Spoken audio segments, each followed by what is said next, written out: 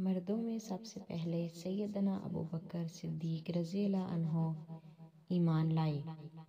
آپ نبی اکرم صلی اللہ علیہ وسلم کے پہلے ہی دوست تھے۔ حضور نبی کریم صلی اللہ علیہ وسلم اکثر ان کے گھر آتے اور ان سے باتیں کیا کرتے تھے۔ ایک دن حضرت حکیم بن حزام رضی اللہ تعالیٰ عنہ کے پاس بیٹھے تھے کہ ان کی ایک باندی وہاں آئی اور کہنے لگی، آج آپ کی پھوپھی خدیجہ نے یہ دعویٰ کیا ہے کہ ان کے شوہر اللہ تعالیٰ کی طرف سے بھیجے ہوئے پیغمبر ہیں، جیسا کہ موسیٰ علیہ السلام تھے۔ حضرت ابوبکر صدیق رضی اللہ عنہ نے جو ہی حضرت حکیم رضی اللہ عنہ کی باندی کی یہ بات سنی، چپکے سے وہاں سے اٹھے اور نبی کریم صلی اللہ علیہ وسلم کے پاس آ گئے اور آپ سے اس بارے میں پوچھا۔ اس پر آپ نے حضرت ابوبکر رضی اللہ عنہ کو وحی آنے کا پورا واقعہ سنایا اور بتایا کہ آپ کو تبلیغ کا حکم دیا گیا ہے۔ یہ سنتے ہی حضرت ابوبکر صدیق رضی اللہ عنہ نے عرض کیا، میرے ماں باپ آپ پر قربان، آپ بالکل سچ کہتے ہیں، واقعی اللہ کے رسول ہیں۔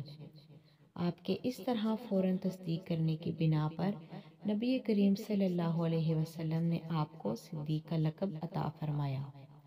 اس بارے میں دوسری روایت یہ ہے کہ صدیق کا لقب آپ نے انہیں اس وقت دیا تھا جب آپ معراج کے سفر سے واپس تشریف لائے تھے۔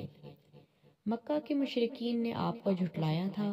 اس وقت حضرت ابوبکر صدیق رضی اللہ عنہ نے اس واقعہ کو سنتے ہی فوری طور پر آپ کی تصدیق کی تھی اور آپ نے انہیں صدیق کا لقب عطا فرمایا تھا۔ غرض ابوبکر صدیق رضی اللہ عنہ نے آپ کی نبوت کی تصدیق فوری طور پر کر دی۔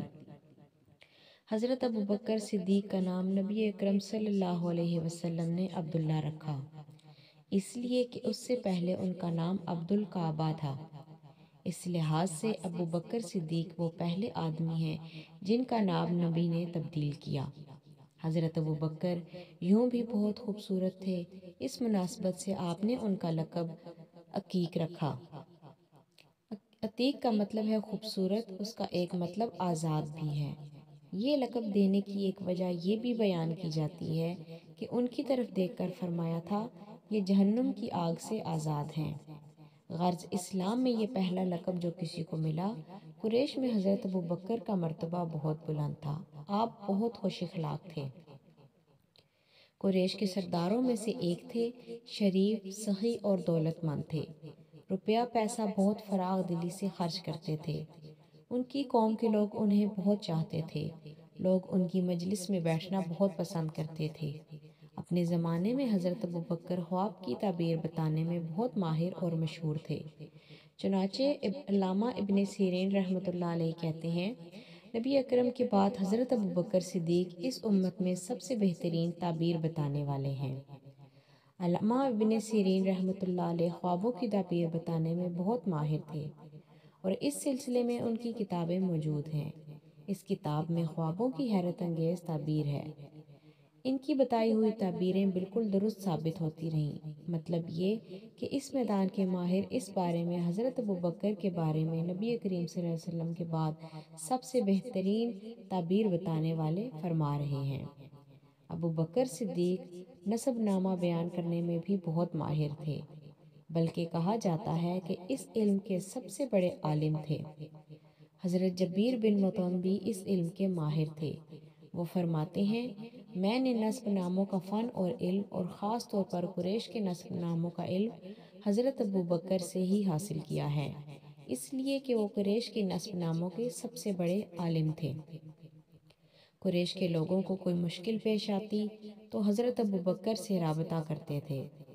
حضرت ابوبکر کے بارے میں نبی اکرم صلی اللہ علیہ وسلم فرمایا کرتے تھے، میں نے جسے بھی اسلام کی دعوت دی، اس نے کچھ نہ کچھ سوچ بچار اور کسی قدر وقفے کے بعد اسلام قبول کیا، سوائے ابوبکر کے، وہ بغیر ہچکچاہٹ کے فوراً مسلمان ہو گئے۔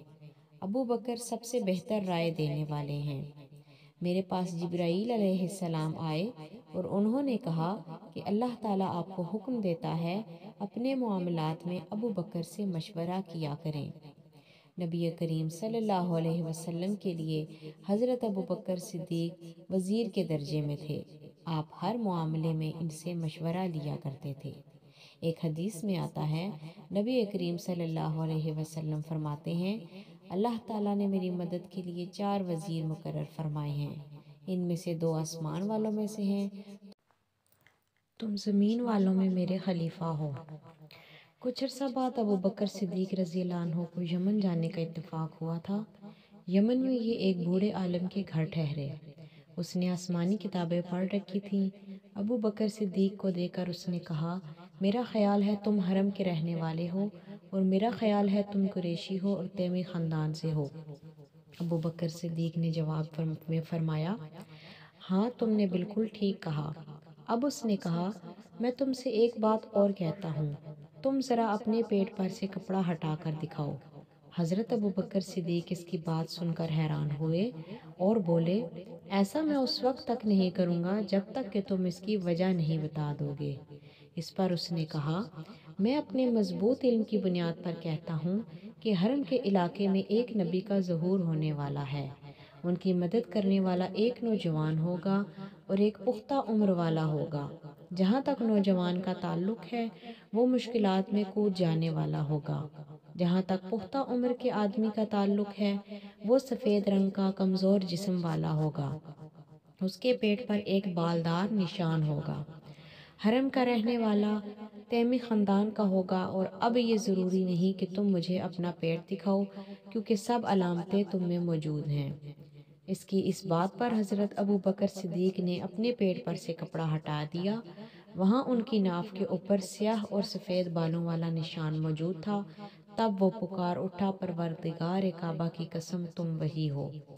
حضرت ابوبکر کہتے ہیں، جب میں یمن میں اپنی خریداری اور تجارتی کام کر چکا تو رخصت ہونے کے وقت اس کے پاس آیا۔ اس وقت اس نے مجھ سے کہا، میری طرف سے چند شعر سن لو جو میں نے اس نبی کی شان میں کہے ہیں۔ اس پر میں نے کہا، اچھی بات ہے، سناؤ۔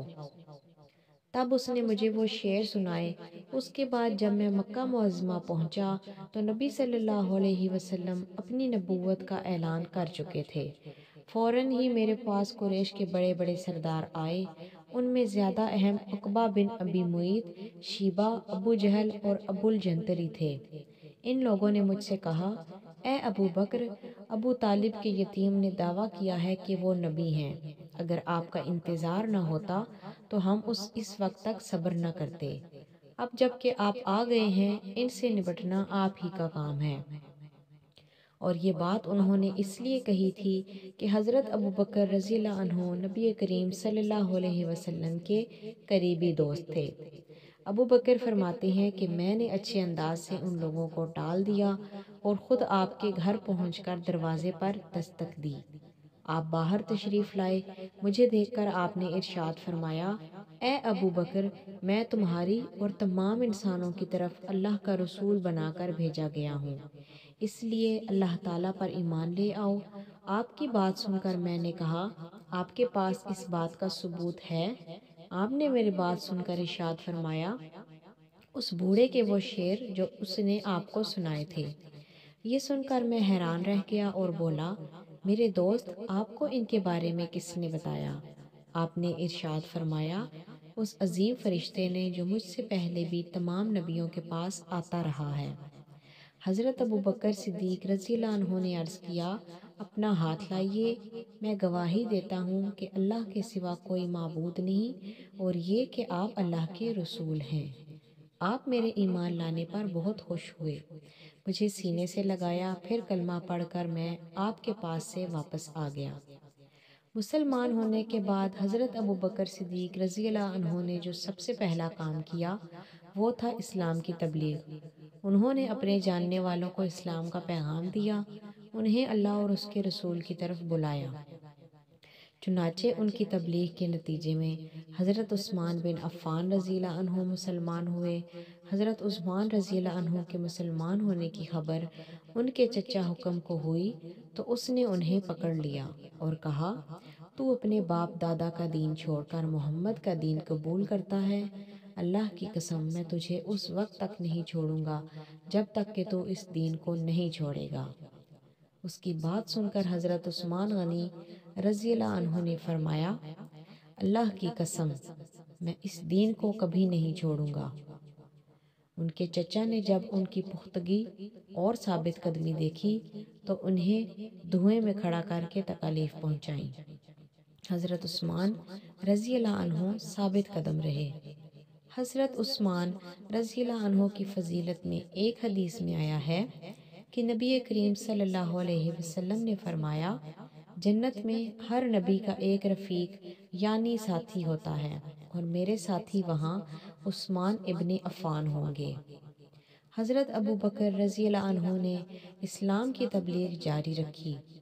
آپ کی کوششوں سے حضرت عثمان رضی اللہ عنہ کے بعد حضرت زبیر بن العوام رضی اللہ عنہ بھی مسلمان ہو گئے۔ اس وقت ان کی عمر 8 سال تھی۔ اسی طرح حضرت عبد الرحمن بن عوف رضی اللہ عنہ بھی حضرت ابو بکر رضی اللہ عنہ کی کوشش سے مسلمان ہوئے۔ جاہلیت کے زمانہ میں ان کا نام عبد الکعبہ تھا۔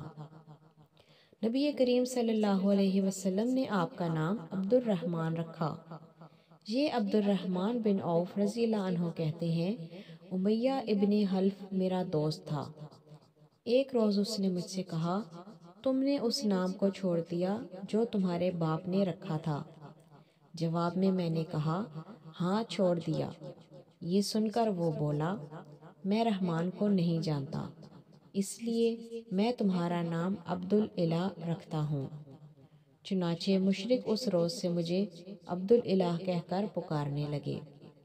حضرت عبد الرحمن بن عوف رضی اللہ عنہ اپنے اسلام کا واقعہ اس طرح بیان کرتے ہیں، میں اکثر یمن جایا کرتا تھا۔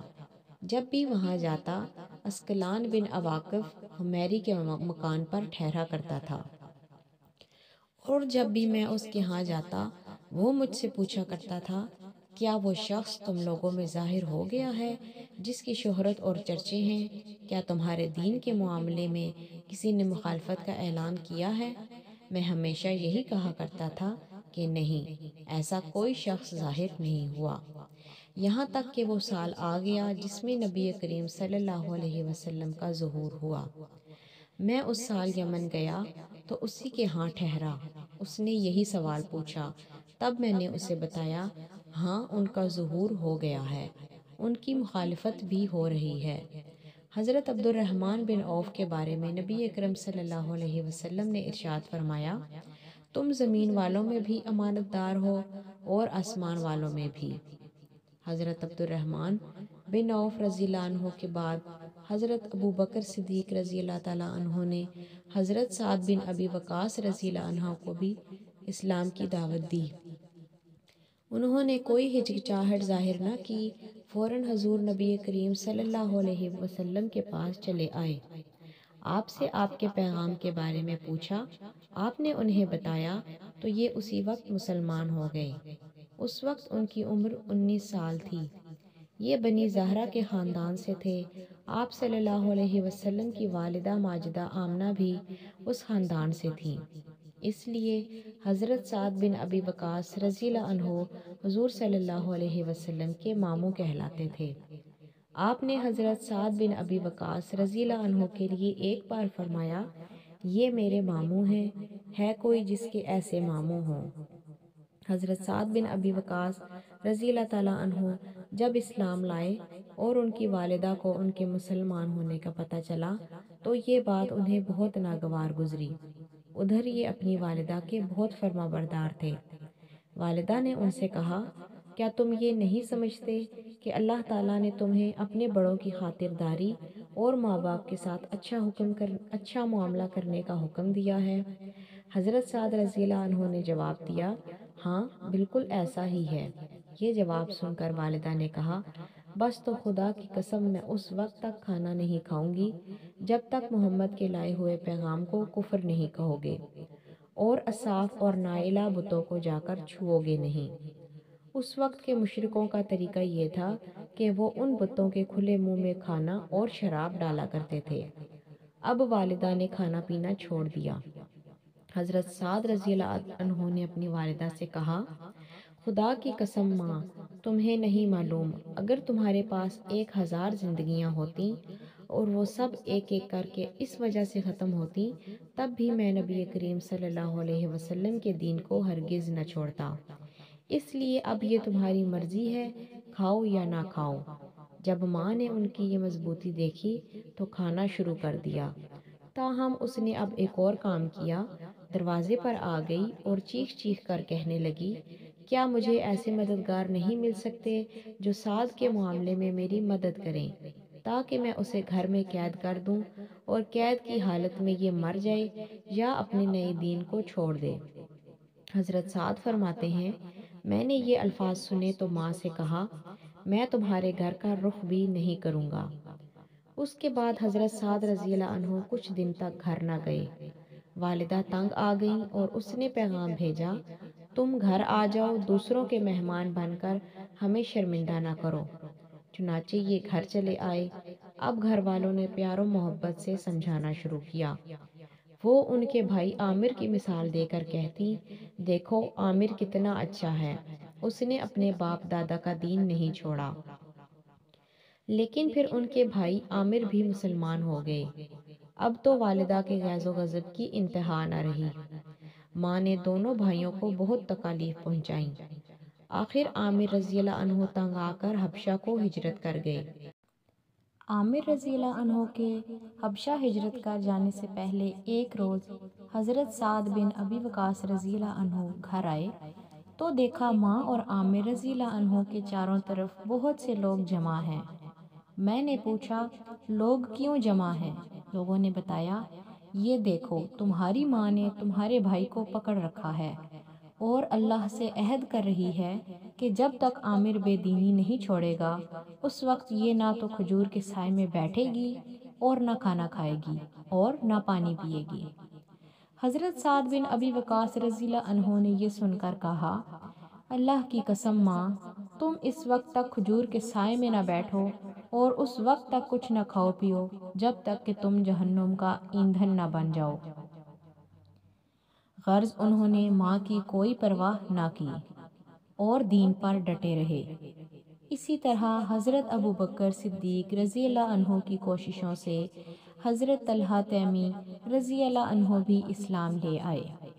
حضرت ابو بکر صدیق رضی اللہ عنہ انہیں حضور نبی کریم صلی اللہ علیہ وسلم کی خدمت میں لائے اور یہ آپ کے ہاتھ پر مسلمان ہوئے۔ اس کے بعد حضرت ابو بکر صدیق رضی اللہ عنہ اور حضرت طلحہ رضی اللہ عنہ نے اپنے اسلام لانے کا کھل کر اعلان کر دیا۔ ان کا اعلان سن کر نوفل ابن ادویہ نے انہیں پکڑ لیا۔ اس شخص کو قریش کا شیر کہا جاتا تھا۔ اس نے دونوں کو ایک ہی رسی سے باندھ دیا۔ اس کی اس حرکت پر ان کے قبیلے بنو تمیم نے بھی انہیں نہ بچایا۔ اب چونکہ نوفل نے دونوں کو ایک ہی رسی سے باندھا تھا اور دونوں کے جسم آپس میں ملے ہوئے تھے، اس لیے انہیں قرینین کہا جانے لگا، یعنی ملے ہوئے۔ نوفل بن ادویہ کے ظلم کی وجہ سے نبی کریم صلی اللہ علیہ وسلم فرمایا کرتے تھے، اے اللہ ابن ادویہ کے شر سے ہمیں بچا۔ حضرت طلحہ رضی اللہ عنہ اپنے اسلام قبول کر لینے کا سبب اس طرح بیان کرتے ہیں، میں ایک مرتبہ بصرہ کے بازار میں گیا، میں نے وہاں ایک راہب کو دیکھا۔ وہ اپنی خانقاہ میں کھڑا تھا اور لوگوں سے کہہ رہا تھا، اس مرتبہ حج سے آنے والوں سے پوچھو کیا ان میں کوئی حرم کا باشندہ بھی ہے؟ میں نے آگے بڑھ کر کہا، میں ہوں حرم کا رہنے والا۔ میرا جملہ سن کر اس نے کہا، کیا احمد کا ظہور ہو گیا ہے؟ میں نے پوچھا، احمد کون؟ تب اس راہب نے کہا، احمد بن عبداللہ بن عبد المطلب، یہ اس کا مہینہ ہے، وہ اس مہینے میں ظاہر ہوگا اور وہ آخری نبی ہے۔ اس کے ظاہر ہونے کی جگہ حرم ہے اور اس کی ہجرت کی جگہ وہ علاقہ ہے جہاں باغات ہیں، سبزہ زار ہیں، اس لیے تم پر ضروری ہے کہ تم اس نبی کی طرف بڑھنے میں پہل کرو۔ اس راہب کی کہی ہوئی بات میرے دل میں نقش ہو گئی۔ میں تیزی کے ساتھ وہاں سے واپس روانہ ہوا اور مکہ پہنچا۔ یہاں پہنچ کر میں نے لوگوں سے پوچھا کیا کوئی نیا واقعہ بھی پیش آیا ہے؟ لوگوں نے بتایا ہاں، محمد بن عبداللہ امین نے لوگوں کو اللہ کی طرف دعوت دینا شروع کی ہے۔ ابو بکر نے ان کی پیروی قبول کر لی ہے۔ میں یہ سنتے ہی گھر سے نکلا اور ابو بکر صدیق رضی اللہ عنہ کے پاس پہنچ گیا۔ میں نے انہیں راہب کی ساری بات سنا دی۔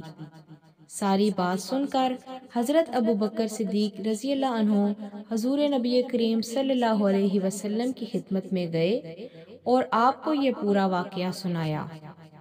آپ سن کر بہت خوش ہوئے۔ اسی وقت میں بھی مسلمان ہو گیا۔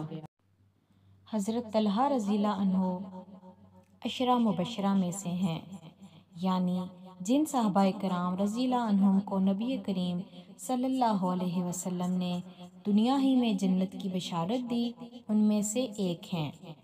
اسی طرح حضرت ابو بکر صدیق رضی اللہ عنہ کی کوششوں سے جن صحابہ کرام رضی اللہ عنہم نے کلمہ پڑھا، ان میں سے 5 عشرہ مبشرہ میں شامل ہیں۔ وہ یہ ہیں: حضرت زبیر، حضرت عثمان، حضرت طلحہ، حضرت عبد الرحمن رضی اللہ عنہم۔ بعض نے ان میں چھٹے صحابی کا بھی اضافہ کیا ہے، وہ ہیں حضرت ابو عبیدہ بن جراح رضی اللہ عنہ۔ ان حضرات میں حضرت ابو بکر، حضرت عثمان، حضرت عبد الرحمن اور حضرت طلحہ رضی اللہ عنہم کپڑے کے تاجر تھے۔ حضرت زبیر رضی اللہ عنہ جانور ذبح کرتے تھے اور حضرت سعد رضی اللہ عنہ تیر بنانے کا کام کرتے تھے۔ ان کے بعد حضرت عبداللہ بن مسعود رضی اللہ عنہ ایمان لائے۔ وہ اپنے اسلام لانے کا واقعہ یوں بیان کرتے ہیں: میں ایک دن عقبہ بن ابی معیط کے خاندان کی بکریاں چرا رہا تھا۔ اسی وقت رسول اللہ صلی اللہ علیہ وسلم وہاں آ گئے۔ ابو بکر صدیق رضی اللہ عنہ بھی آپ کے ساتھ تھے۔ آپ نے پوچھا کیا تمہارے پاس دودھ ہے؟ میں نے کہا جی ہاں، لیکن میں تو امین ہوں، یعنی یہ دودھ تو امانت ہے۔ آپ نے فرمایا کیا تمہارے پاس کوئی ایسی بکری ہے جس نے ابھی کوئی بچہ نہ دیا ہو؟ میں نے کہا جی ہاں، ایک ایسی بکری ہے۔ میں اس بکری کو آپ کے قریب لے آیا۔ اس کے ابھی تھن پوری طرح نہیں نکلے تھے۔ آپ نے اس کی تھنوں کی جگہ پر ہاتھ پھیرا، اسی وقت اس بکری کے تھن دودھ سے بھر گئے۔ یہ واقعہ دوسری روایت میں یوں بیان ہوا ہے کہ اس بکری کے تھن سوکھ چکے تھے۔ آپ نے ان پر ہاتھ پھیرا تو وہ دودھ سے بھر گئے۔ حضرت عبداللہ بن مسعود رضی اللہ عنہ یہ دیکھ کر حیران رہ گئے۔ وہ آپ کو ایک صاف پتھر تک لے آئے۔ وہاں بیٹھ کر آپ صلی اللہ علیہ وسلم نے بکری کا دودھ دھویا۔ آپ نے وہ دودھ ابو بکر صدیق رضی اللہ عنہ کو پلایا، پھر مجھے پلایا اور آخر میں آپ نے خود پیا۔ پھر آپ نے بکری کے تھن سے فرمایا سمٹ جا، چنانچہ تھن فوراً ہی پھر ویسے ہو گئے جیسے پہلے تھے۔ حضرت عبداللہ بن مسعود رضی اللہ عنہ فرماتے ہیں جب میں نے رسول اللہ صلی اللہ علیہ وسلم کا یہ معجزہ دیکھا تو آپ سے عرض کیا اے اللہ کے رسول، مجھے اس کی حقیقت بتائیے۔ آپ نے یہ سن کر میرے سر پر ہاتھ پھیرا اور فرمایا اللہ تم پر رحم فرمائے، تم تو جانکار ہو۔ یہ عبداللہ بن مسعود باپ کی بجائے ماں کی طرف سے زیادہ مشہور تھے۔ ان کی ماں کا نام عبد تھا۔ ان کا قد بہت چھوٹا تھا، نہایت دبلے پتلے تھے۔ ایک مرتبہ صحابہ ان پر ہنسنے لگے تو آپ صلی اللہ علیہ وسلم نے ارشاد فرمایا عبداللہ اپنے مرتبے کے لحاظ سے ترازو میں سب سے بھاری ہیں۔ انہی کے بارے میں نبی کریم صلی اللہ علیہ وسلم نے ارشاد فرمایا تھا اپنی امت کے لیے میں بھی اسی چیز پر راضی ہو گیا جس پر ابن عبد یعنی عبداللہ ابن مسعود راضی ہو گئے، اور جس چیز کو عبداللہ بن مسعود نے امت کے لیے ناگوار سمجھا میں نے بھی اس کو ناگوار سمجھا۔ آپ ان کی بہت عزت کرتے تھے، انہیں اپنے قریب بٹھایا کرتے تھے، ان سے کسی کو چھپایا نہیں کرتے تھے، اسی لیے یہ آپ کے گھر میں آتے جاتے تھے۔ یہ نبی کریم صلی اللہ علیہ وسلم کے آگے آگے یا ساتھ ساتھ چلا کرتے تھے۔ آپ جب غسل فرماتے تو یہی پردے کے لیے چادر تان کر کھڑے ہوتے تھے۔ آپ جب سو جاتے تو یہی آپ کو وقت پر جگایا کرتے تھے۔ اسی طرح جب آپ کہیں جانے کے لیے کھڑے ہوتے تھے تو حضرت عبداللہ بن مسعود رضی اللہ عنہ آپ صلی اللہ علیہ وسلم کو جوتے پہناتے تھے۔ پھر جب آپ کہیں پہنچ کر بیٹھ جاتے تو یہ آپ کے جوتے اٹھا کر اپنے ہاتھ میں لے لیا کرتے تھے۔ ان کی انہی باتوں کی وجہ سے بعض صحابہ کرام رضی اللہ عنہم میں مشہور تھا کہ یہ رسول اللہ صلی اللہ علیہ وسلم کے گھرانے والوں میں سے ہیں۔ انہیں آپ صلی اللہ علیہ وسلم نے جنت کی بشارت دی تھی۔ حضرت عبداللہ بن مسعود رضی اللہ عنہ فرمایا کرتے تھے، دنیا تمام کی تمام غموں کی پونجی ہے، اس میں اگر کوئی خوشی ہے تو وہ صرف وقتی فائدے کے طور پر ہے۔ حضرت عبداللہ بن مسعود رضی اللہ عنہ کے بعد حضرت ابو ذر غفاری رضی اللہ عنہ ایمان لائے۔ سامعین کرام، اس ویڈیو کا اگلا حصہ یعنی کہ حصہ دوم اگلی ویڈیو میں نشر کیا جائے گا۔ آپ سب سے گزارش ہے کہ ہماری اگلی ویڈیو دیکھنے کے لیے ہمارا چینل سبسکرائب کر لیں۔ آپ سب سامعین کا ویڈیو ملاحظہ کرنے کا بہت بہت شکریہ۔ اس ویڈیو کے حصہ دوم کے ساتھ میں آپ کی خدمت میں دوبارہ حاضر ہوں گی۔ تب تک کے لیے اللہ نگہبان۔